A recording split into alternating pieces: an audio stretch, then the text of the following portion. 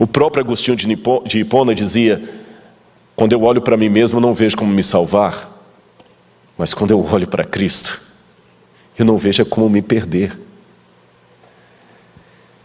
Quando Adão e Eva foram criados, Deus franqueou o reino para eles. A terra era de Adão, Eva e de toda a sua descendência. Mas você sabe, embora eu não seja um advogado, não entenda nada de direito, pelo menos algo eu acho que eu posso dizer que nenhum advogado vai me contradizer. Há muitas ações que não são morais, contudo são legais.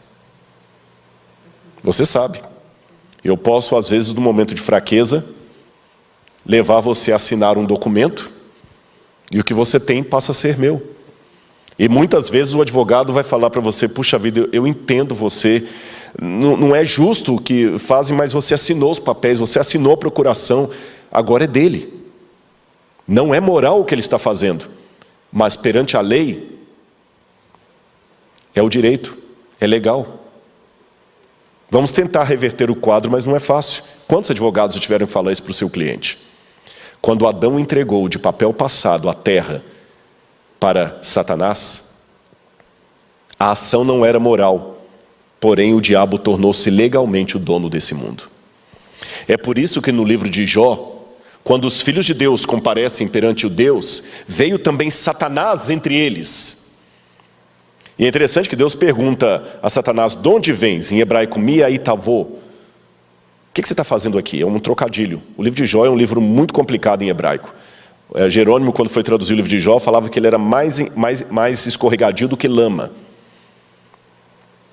E o diabo responde com outro trocadilho para Deus, com outro trocadilho para Deus. Eu vim de rodear a terra e passear por ela. O que ele quis dizer com isso? Havia um costume no Antigo Oriente Médio que quando um rei queria ter a certeza que tudo estava bem no seu reino e que não havia oposição, ele passeava pelo reino, ele ou um dos seus emissários. É por isso que a Bíblia fala que Davi passeava pelo seu palácio à noite quando viu Betseba tomando banho. É por isso que a Bíblia fala: passeava Deus pelo jardim do Éden na viração do dia.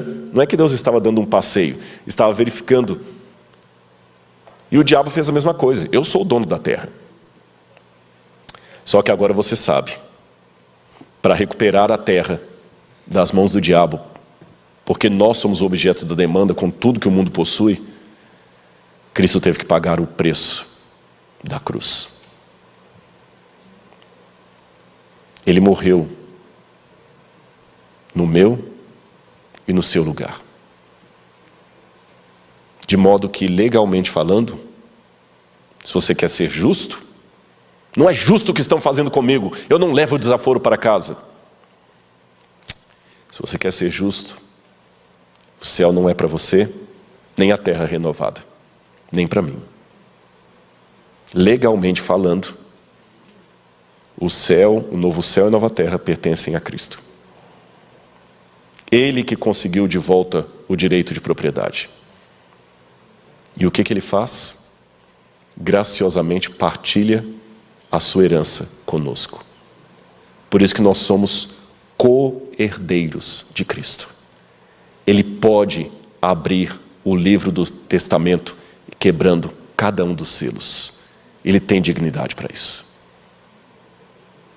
Mas se você prestar atenção no Apocalipse, você verá algo que me chama bastante atenção.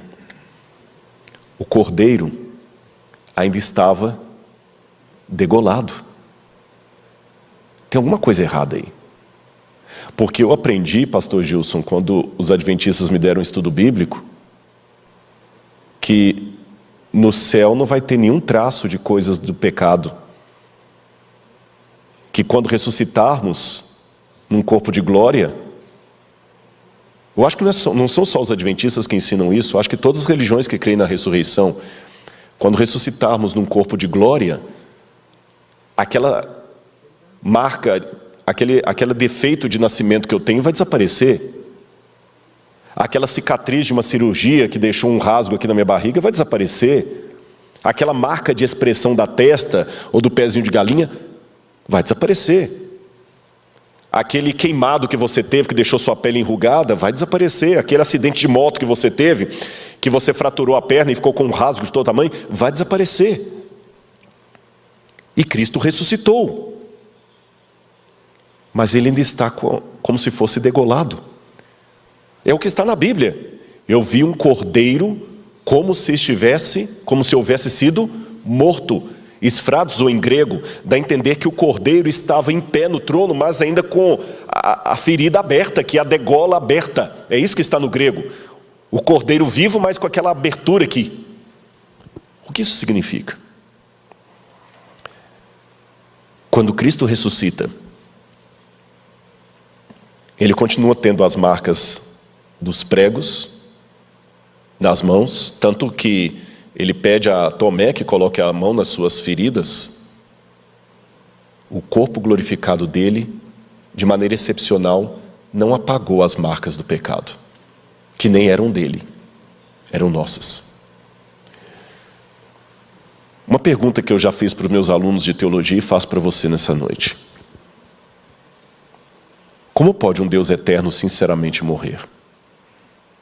Se Cristo era Deus, como é que ele morreu em nosso lugar? Anote isso aí na sua Bíblia e nunca mais esqueça. Jesus não perdeu os seus poderes divinos. Jesus não perdeu as capacidades divinas dele. Mas ele voluntariamente vai por toda a eternidade continuar preso a um corpo humano cicatrizado, com feridas. Sabe por quê? Paulo diz: eu me glorio na cruz de Cristo. Não contradizendo Paulo, mas apenas ampliando o que ele falou. A cruz, num aspecto, não era nada. Calma, não me tenha por herege. Quando eu digo que a cruz num aspecto não era nada, é porque a cruz foi apenas o que nós vimos. Os romanos crucificaram milhares de pessoas. Crucifixão por crucifixão foi mais uma. A diferença da cruz de Cristo é o que nós não vimos. Ele enfrentou a morte eterna. Hebreus fala que ele morreu a morte por todos os homens. Ele enfrentou a morte eterna. Em outras palavras, ele enfrentou o lago de fogo e enxofre. Quando ele falou na cruz do Calvário: Elahi, Elahi, lama sabachthani, Deus meu, por que me desamparaste? Jesus não estava só declamando um salmo com voz de frequência modulada. Ele estava renunciando por toda a eternidade alguns aspectos que ele não perde, mas deixa de usá-los. Entre eles, o fato de que agora ele estará por todos sempre preso a um corpo de carne e osso. O livro de Atos diz que Jesus voltará, assim como para o céu nós o vimos ir. Quando Cristo subiu ao céu, ele não cortou o laço da humanidade como se corta uma fita. Tanto é que a Bíblia fala que nós subiremos de glória em glória para ter um corpo, você lembra? Semelhante ao da sua glória. O cordeiro continua machucado. Por amor de você. Quando alguém me pergunta: por que Deus deixa o mal acontecer no universo? Eu pergunto de volta: quem pagou o maior preço? Não foi o diabo, porque ele vai ser destruído. Não foram os demônios do diabo, vão ser destruídos. Não são os ímpios, vão ser destruídos. Não são os justos que sofrem, os salvos, porque a nossa salvação vai ser temporária. Quem vai ficar com sequela para sempre é a divindade. O Cordeiro pode abrir o livro do testamento e compartilhar conosco a herança dele. Por isso que ele fala: vocês se assentarão no meu trono comigo, como eu me assentei com meu pai. Vocês serão sacerdotes juntos comigo. E naquele tempo eu olhei para Nova Jerusalém e não vi lá santuário, porque o próprio Cordeiro de Deus está no meio deles. E eu quero mostrar um vídeo para você final agora, que é uma encenação daquilo que João viu. Preste atenção nesse vídeo E tente se imaginar naquele ambiente ali de João. Como foi a abertura dos selos? Ele está posicionando ali, ele vai adiantar o vídeo mais ou menos 1 minutinho para ficar no ponto. Eu repito dizendo para vocês que João estava muito angustiado, lembre-se disso. João estava preocupado com a situação da igreja, preocupado com o futuro dos seus irmãos, preocupado com a herança e orando muito a Deus, copiosamente, pedindo uma resposta.